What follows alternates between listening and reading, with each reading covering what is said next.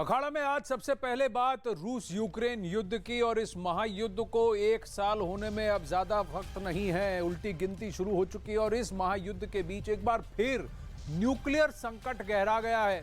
अमेरिकी राष्ट्रपति Joe Biden ने दावा किया है कि कई मोर्चों पर बौखलाए व्लादिमीर पुतिन न्यूक्लियर अटैक की सोच सकते हैं, क्योंकि पुतिन ने परमाणु हथियारों को लेकर अपना रुख अब तक नहीं बदला है।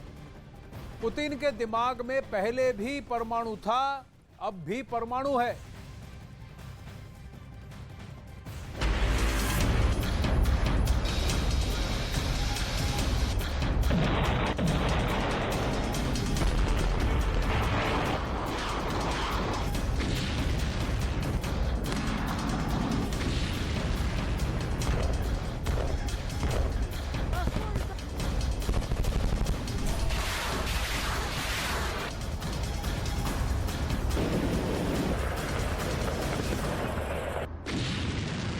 महायुद्ध को कल 1 साल होने जा रहा है। 1 साल पूरा होने से पहले परमाणु अटैक का खतरा बढ़ गया है।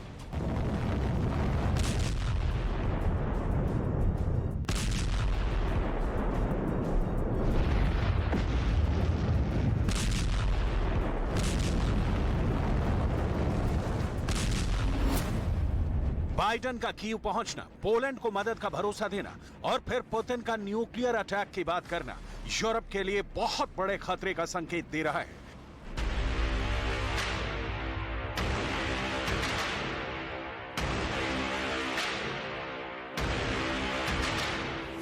बाइडेन मीडिया में खुलकर दावा कर रहे हैं कि पुतिन ने परमाणु हमले को लेकर अपना रुख अब तक नहीं बदला है।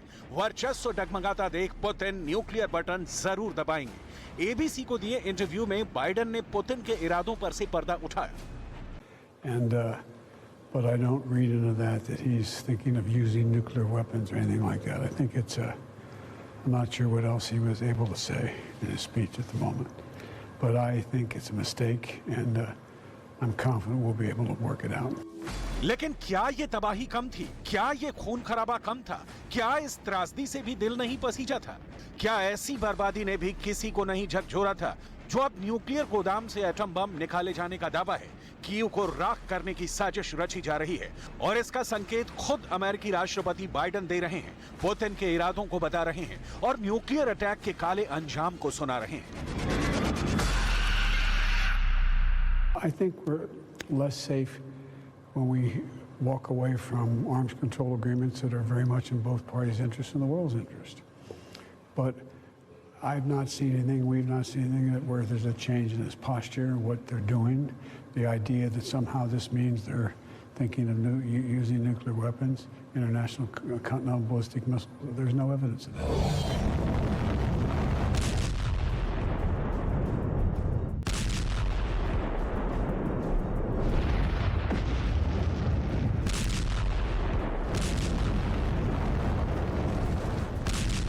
इस 1 साल में बारूद से लबरेज शहरों ने अपने अतीत को तलाशा, घरों को खंडहर में बदलते देखा, मिसाइलों, ड्रोन, हथियारों, बम, बारूद से तबाही की हर तस्वीर देखी। तस्वीर भी ऐसी जो सदियों तक याद रहे। रूस ने यूक्रेन पर ताबड़तोड़ हमले किए और जमीन को छलनी कर दिया। बाइडेन को पुतिन के न्यूक्लियर हमले का संदेह है, उसके पीछे पुतिन का विशाल न्यूक्लियर तहखाना है।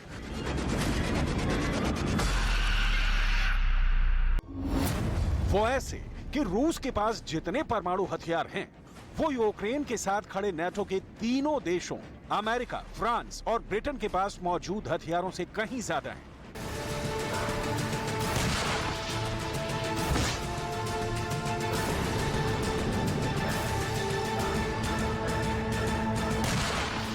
ऐसे में पुतिन के न्यूक्लियर अटैक और यूक्रेन को तबाह करने का ज्यादा खतरा बाइडेन को दिख रहा है और वो ज़ेलेंस्की का साथ देने के लिए हर पहर खड़े हैं।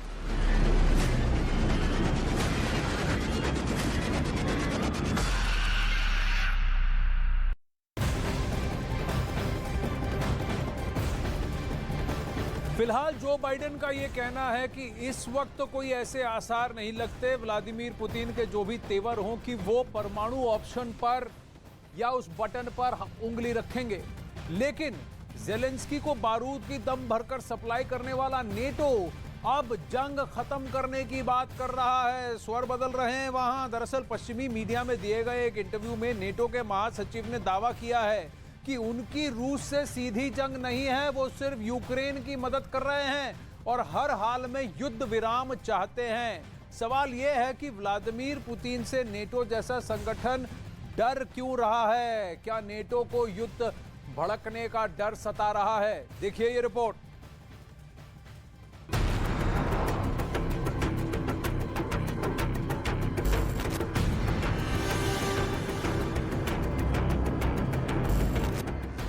बाइडन कीव गए तो पुतिन ने आंखें तर्रा दी।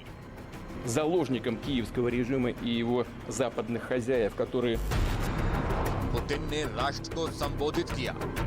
выбирают прежде всего, конечно, молодых людей, молодые. दुश्मन को तबाही की धमकी दी, बम बारूद की बात की तो नेटो घबरा गया। Нормы их жизни. А священнослужители, священников. वो इसलिए क्योंकि नेटो महासचिव ने दावा किया है कि रूस यूक्रेन युद्ध में नेटो सीधे तौर पर नहीं लड़ रहा है, वो एक अहम भूमिका निभा रहा है।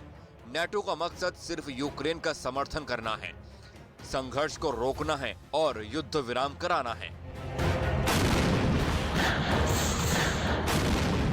कल तक बारूद की सप्लाई करने वाला नेटो अब यूक्रेन और रूस युद्ध के अंत की बात कर रहा है। जंग को रूस से सीधी तकरार ना बताकर यूक्रेन को आगे कर रहा है और दोस्ती का हवाला देकर बारूद की सप्लाई का दावा कर रहा है।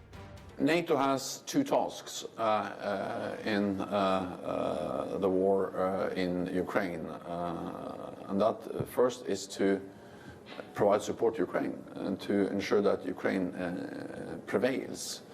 NATO is not party to the conflict, but we support Ukraine, and NATO allies have provided unprecedented support. The other task we have is to prevent this war from escalating beyond Ukraine and become a full-fledged war between Russia and NATO.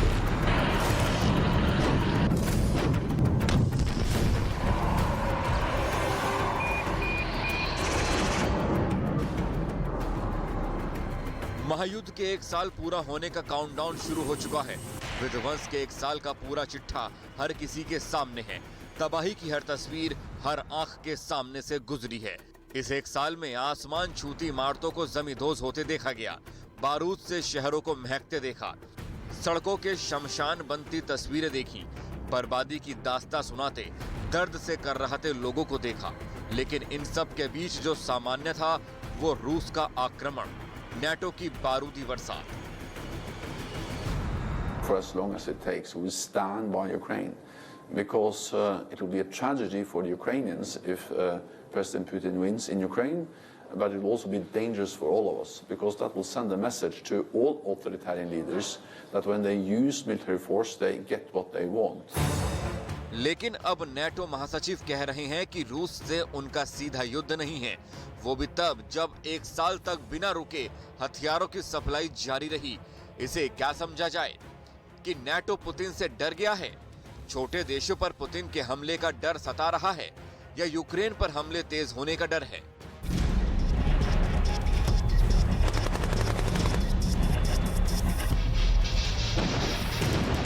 Zelensky को दिल खोलकर हथियारों की खेप भिजवाने वाला NATO अब युद्ध से खुद को अलग करता दिख रहा है। बारूदी तबाही से यूक्रेन का मुस्तकबिल बचाने का दावा करने वाला नेटो अब पुतिन के खिलाफ हल्का रवैया इख्तियार किए हैं, जो ज़ेलेंस्की के भविष्य पर खतरे का संकेत है। कहीं ना कहीं ये अब धारणा बन रही है कि दक्षिण पूर्वी यूक्रेन का वो भूभाग जो रूस को सीधा गर्म पानी से जोड़ेगा, यानी काले सागर से जोड़ेगा, उसको पुतिन हत्या कर ही रहेंगे, यूक्रेन का नक्शा बदल कर ही रहेंगे। लेकिन वहीं यूक्रेन में कत्लेआम मचा रहा वैगनर ग्रुप अब हथियारों के लिए तरसने लगा है। इसलिए वैगनर ग्रुप ने मांग की है कि रूस की मिलिट्री हथियार उनके साथ साझा किए जाएं, ताकि उन्हें पुतिन ने जिस मकसद के लिए यूक्रेन भेजा है या जिस मकसद से यूक्रेन भेजा है उसे पूरा किया जा सके।